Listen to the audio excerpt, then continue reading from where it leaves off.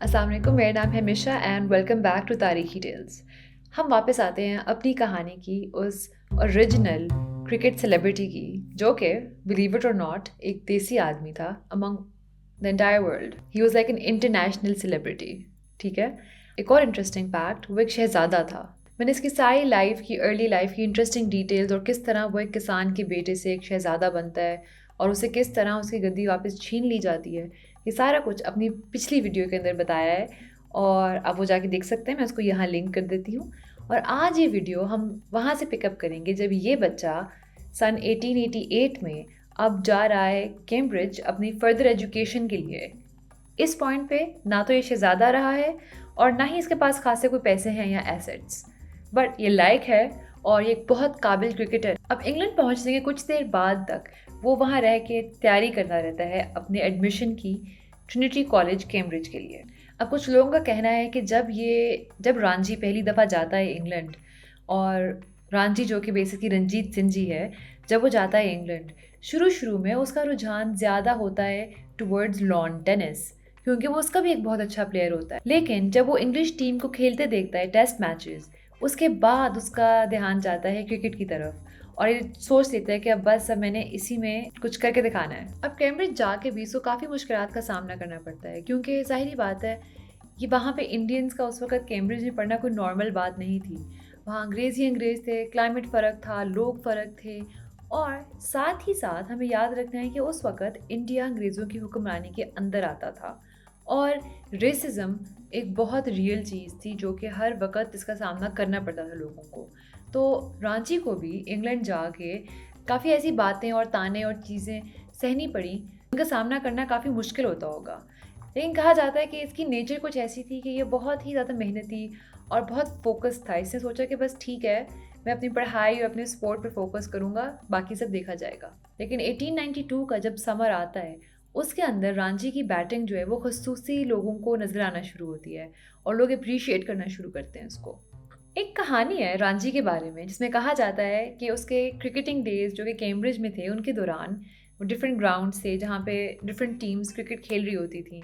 तो कहते हैं कि रांझी ने एक ही दिन में 3 सेंचुरीज बनाई। और रांझी आगे जाके अपनी ही किसी लिखाई में ये चीज़ क्लैरिफाई करता है। वो कहता है कि हुआ ये था कि मैं अपनी टीम के साथ क्रिकेट खेल रहा था, मैंने एक सेंचुरी बनाई, फिर लंच टाइम हो गया, मैं लंच खाने चला गया। घूमते फिरते मुझे एक और टीम नज़र आई और उनके पास एक बंदा कम था। मैंने कहा चलो मैं खेलता हूँ तुम लोगों की तरफ से। वहाँ पे मैंने एक सेंचुरी बना ली। फिर ये वापस आया अपनी टीम के पास अराउंड चाय का वक्त, कह रहा है वो, उसने लिखा था अराउंड चाय के वक्त वो वापस आता है अपनी टीम के पास और उनकी टीम अभी भी बैटिंग ही कर रही होती है।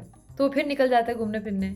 वहाँ इसको एक और टीम मिलती है जो कि ज़रा हार रही होती है और ये उनकी तरफ से खेलता है और एक और सेंचुरी बना लेता है। तो इसी तरह एक दिन में 3 सेंचुरीज। अब इसी पूरे टाइम में ये वहाँ लोकल क्लब्स में काफ़ी मैचेस खेलता है और काफ़ी अपना नाम पैदा करता है। इसका एक डिफरेंट स्टाइल बन गया होता है क्रिकेट का बाय दिस पॉइंट। और ये इसने मेहनत से बनाया होता है, इसने कोचेस को अपने साथ लगाए रखा होता है और बहुत प्रैक्टिस की होती है, ऐसे ही नहीं बन गया होता। कहते हैं कि ये अपने कलाइयों को और अपने पाँव को इस्तेमाल करते हुए लेट और क्रॉस खेलता होता है। ये नए स्ट्रोक्स इन्वेंट करता है जैसे कि लेट ग्लांस या लेग कट के देखने वाले एक्चुअली कहते हैं कि इसको खेलते देखना एक बहुत मज़े की चीज़ थी, क्योंकि इसके खेलने के स्टाइल में खूबसूरती थी। लेकिन इस सब टैलेंट और खूबसूरती के बावजूद ये अपनी कॉलेज की टीम का हिस्सा नहीं बन पाता। जो ट्रिनिटी कॉलेज होता है कैम्ब्रिज का, वो इसको अपनी क्रिकेट टीम में नहीं रखते। और हिस्टोरियंस का कहना है कि ये होता है उस वक़्त का जो क्रिकेट कैप्टन होता है उसकी वजह से। उसका नाम था फ्रांसिस स्टैनली जैक्सन और वो थोड़ा सा रेसिस्ट था बिकॉज उसको लगता था कि कोई इंडियन इतना खासा अच्छा नहीं हो सकता क्रिकेट में और वो रखना नहीं चाहता था उसको टीम में। कहते हैं कि उसका पूरा का पूरा जो रुझान है और हर चीज़ वो बदलती है जब वो लॉर्ड हॉक होता है एक बंदा, उसके साथ इंडिया के टूर पे जाता है, क्रिकेट के टूर पे। वहाँ जाके इंडियंस को खेलते देख के और डिफरेंट क्रिकेटर्स को देख के उसे समझ आती है कि नहीं यार, ये लोग भी अच्छा खेल सकते हैं। तो उसके बाद वो रांची को समर ऑफ 1892 ट्रिनिटी कॉलेज की टीम में रखता है और रांची बिल्कुल भी डिसअपॉइंट नहीं करता, बल्कि वो इतना अच्छा खेलता है कि उसको एक बहुत एजाज़ दिया जाता है जिसको कहते हैं कैम्ब्रिज ब्लू। और ये दिया जाता था उस वक्त के जो बेस्ट क्रिकेटर्स हैं ना यूनिवर्सिटी लेवल के, उनको। अब रांची जब कैम्ब्रिज के साथ खेल रहा होता है और फर्दर इंग्लैंड में अपना टाइम स्पेंड कर रहा होता है, विभा जी जो कि उसके टेक्निकली फादर होते हैं, उनकी डेथ हो जाती है वापस नवानगर के अंदर। अब ब्रिटिश ऑफिशियल्स कोशिश करते हैं ये कहना कि भाई रांची जो है इसको ही बनाया जाए अगला बादशाह, क्योंकि असल में यही है गद्दी नशीन। लेकिन जो अंग्रेज़ सब कॉन्टिनेंट में होते हैं वो इस चीज़ को होने नहीं देते। वो कहते हैं कि नहीं, जो हमने डिसाइड कर लिया था अब विभा जी के साथ कि जसवंत सिंह जी या जसा जी बुलाया जाता है, वो ही बनेगा अगला बादशाह। तो इस सब की वजह से रांची कैम्ब्रिज के टाइम के बाद वापस नहीं जाता इंडिया, क्योंकि वो क्या करे जाके, उसकी तो स्टेट भी उसकी अपनी नहीं रही और यहाँ पे वो एक सक्सेसफुल क्रिकेटर बनता जा रहा है, तो वो इसी चीज़ को लेके आगे चलता है। उससे कुछ दोस्त होते हैं जो कि ससेक्स की काउंटी क्रिकेट टीम में खेलते हैं, वो इसको मना लेते हैं कि तुम भी ब्राइटन मूव हो जाओ और वहाँ पे ससेक्स की टीम ज्वाइन कर लो। अब जब रांची वहाँ मूव होता है, वो शुरुआत होती है एक बहुत अच्छे 3 सालों की, जिसके अंदर रांची क्रिकेटिंग के बहुत से रेकॉर्ड्स तोड़ डालता है और इसी दौरान ये इंग्लिश क्रिकेट का सबसे फेमस प्लेयर बन जाता है। अब 1895 से लेके 1897 के बीच ये स्कोर करता है तकरीबन 6000 रन, वो भी फर्स्ट क्लास क्रिकेट के अंदर। इसके अंदर इंक्लूडेड होती हैं 10 डबल सेंचुरीज, 3 ट्रिपल सेंचुरीज और वो हर सीजन की बैटिंग एवरेजेस को एक्चुअली टॉप करता है। इंग्लैंड के लिए वो 15 टेस्ट मैचेस भी खेलता है जिनमें वो 900 रन से ज़्यादा स्कोर करता है 44.95 की एवरेज के साथ। इसमें वो 2 सेंचुरीज और 650s भी स्कोर करता है। सबसे ज़्यादा फ़ायदा इंग्लैंड को रांची का होता है ऑस्ट्रेलिया के खिलाफ, जो कि इस पॉइंट तक उनका बहुत बड़ा दुश्मन बन चुका होता है क्रिकेट में, क्योंकि वो हमेशा जीतते हैं। लेकिन रांची की बदौलत जो एशेज टूर्नामेंट होता है वो इंग्लैंड जीतता है 1896 में भी और 1897 में भी। अब इन सब चीज़ों की वजह से रांझी जो होता है ना, इंग्लैंड में इतना फेमस हो गया होता है कि घर घर में बच्चे बच्चे को पता होता है कि रांझी कौन है। बल्कि उस आपको समझाने के लिए कि वो कितना फेमस होता है, एक मैगजीन है इंग्लैंड में, स्ट्रैंड मैगजीन, उसका जुलाई 1896 एडिशन ये लिखता है रांझी के बारे में। At the present time, it would be difficult to discover a more popular player throughout the length and breadth of the empire. The roar of welcome that goes up from the throats of the assembled thousands as KS steps upon the field is equal to the outburst of enthusiasm that greets the champion immortal WG. अब WG होता है WG grace, और ये basically ये कह रहा होता है कि इसका मुकाबला नहीं है पूरी एम्पायर में कहीं पे भी, शायद WG ग्रेस के साथ। लेकिन जब ये फील्ड पे आता है ना, तो जो क्राउड पागल होता है वो इंतहा है। और साथ ही साथ क्योंकि मैंने बताया ये पहला स्पोर्ट्समैन होता है जो सिर्फ स्पोर्ट्समैन नहीं, सेलिब्रिटी बन जाता है, तो मीडिया जो है ना वो भी इसके पीछे पागल होती है।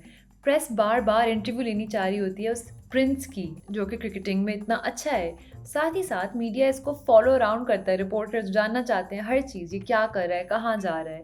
और क्योंकि ये इतना पॉपुलर होता है, एडवर्टाइजर्स भी इसके पीछे आते हैं और एडवर्टाइजर्स हर चीज़ पे इसकी शक्ल चाहते हैं, सिगरेट से लेके क्रिकेटिंग बैट से लेके हर चीज़। इसके ऊपर बल्कि पोएम्स भी लिखी जाती हैं और कार्टून्स भी बनाए जाते हैं। अब हिस्टोरियन से कहना है कि एक वजह जो कि रांझी इतना पॉपुलर हो गया वो ये भी है कि उस ज़माने लोग थे उनमें एक चीज़ पाई जाती थी, उनको ये एग्जॉटिक डिस्प्ले लोगों का पसंद आता था। और डेफिनेटली रांझी एग्जॉटिक तो कहलाया जाएगा बिकॉज वो इंडियन था।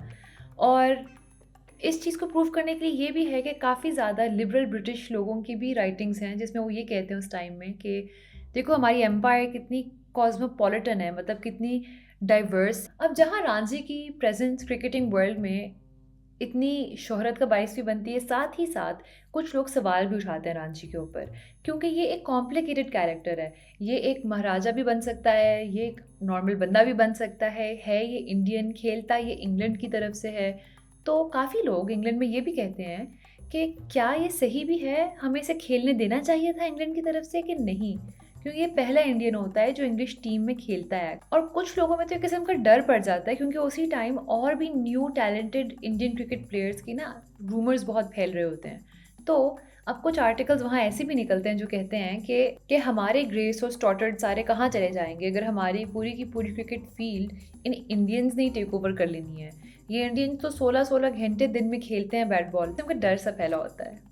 अच्छा, तो एक वजह जो कि रांझी इतना पॉपुलर होता है वो ये भी है कि वो एक महाराजा है, नहीं सॉरी, कि वो एक शहज़ादा है और वो इस चीज़ को अपनी ज़िंदगी के हर पहलू में दिखाता ज़रूर। और उसकी कहा जाता है कि उसकी पर्सनैलिटी भी बहुत करिज्मेटिक थी, क्योंकि मैं आपको एक और काफ़ी ज़्यादा लोगों की लिखाई है जिसके तहत आपको समझ लगती है कि लोगों को कितना पसंद था। मैं आपको एक एग्जांपल देती हूँ एक बंदा था द कंट्री विगर, जो कि एक फेमस एसेइस्ट था इंग्लैंड में। वो लिखता है, he was different from the other Cambridge cricketers of my time and aroused different feelings. The others I respected and admired, but Ranji I loved. तो बेसिकली वो ये कह रहा है कि बाकी कैम्ब्रिज क्रिकेटर्स को मैं बहुत इज्जत देता हूँ, मुझे बहुत अच्छे लगते हैं, लेकिन रणजी से तो मुझे प्यार है। अब एक बात हमें याद रखनी है कि रणजी अपनी ज़िंदगी में अपने जो टेक्निकली बाप है विभा जी, उससे सिर्फ एक दफ़ा मिला था, और वो भी तब जब वो अडॉप्ट हो रहा था 7 साल की उम्र में। और उसके बाद से रणजी कभी एक्चुअली किले में नहीं रहा, वो किसी राजकुमार की तरह बड़ा नहीं हुआ। उसने तालीम अच्छी हासिल की, हाँ, लेकिन उसको कहा जाए ना अगर कि वो था ही महाराज, एक किस्म का छोटा सा राजकुमार, एक्चुअली नहीं। लेकिन वो ही इमेज अपने साथ साथ लेके चलता है। वो एक बहुत अच्छे खासे पैसे लगा के एक बड़ा महंगा लाइफस्टाइल बनाता है अपना इंग्लैंड में। और मज़े की बात, उसके पास इतने पैसे नहीं होते। पैसे उसकी ज़िंदगी में हर वक्त ही कम होते हैं उन दिनों। मतलब नवानगर के स्टेट से उसको पैसे आते हैं, लेकिन सिर्फ इतने जो उसके एजुकेशन के लिए काफ़ी हों। बाकी हर चीज़ के लिए वो एक्चुअली काफ़ी कर्जों के तले डूबा होता है एट वन पॉइंट। दे देता है वापस पैसे, दे देता है वापस पैसे। लेकिन सोच रहे हैं क्या वजह है जो ये इस तरह प्रिंस बना फिरता है, ठीक है। वो बल्कि जब इंटरव्यूज़ भी देता है उसके अंदर भी वो बार बार ये बात दोहराता है कि वो एक प्रिंस है, शहज़ादा है, वो नवानगर का वाली वारिस है। और बार बार, और वो इसलिए कर रहा होता है ताकि प्रेस के अंदर, लोगों के दिमागों के अंदर ये बात सीमेंट हो जाए। अब जैसे कि मैंने आपको बताया कि विभा जी की डेथ हो जाती है 1895 में, और उस वक़्त ये यहाँ पे क्रिकेट खेल रहा होता है, क्रिकेट में झंडे गाड़ रहा होता है, काफ़ी फिट चीज़ें कर रहा होता है, राइट? लेकिन साथ ही साथ रणजी जो है एक लीगल बैटल भी फाइट कर रहा होता है, जो अंग्रेज़ इंडिया में बैठे हैं उनके साथ, और कह रहा होता है कि मुझे मेरा हक और मेरा मेरी सल्तनत वापस दो, और साथ ही साथ मुझे और पैसे भी दो, मेरे पास पैसे नहीं है यहाँ पे। लेकिन अब काफ़ी सालों के बाद उसको ये समझ लग जाती है कि यहाँ बैठे बैठे कुछ नहीं होने वाला, मुझे वापस इंडिया जाना ही पड़ेगा। और ये काम वो करता है जब वो ऑस्ट्रेलिया में अपना पहला क्रिकेट टूर खेल के वापस आ रहा होता है। वो इंडिया उतर जाता है 1898 में। इंडिया छोड़ने के पूरे 10 साल बाद वो वापस आता है, और सिर्फ एक सोच के साथ कि अब मैं अपनी सल्तनत वापस लूँगा। और ये सब कुछ वो कैसे करता है ये मैं आपको बताऊँगी अगले हफ्ते।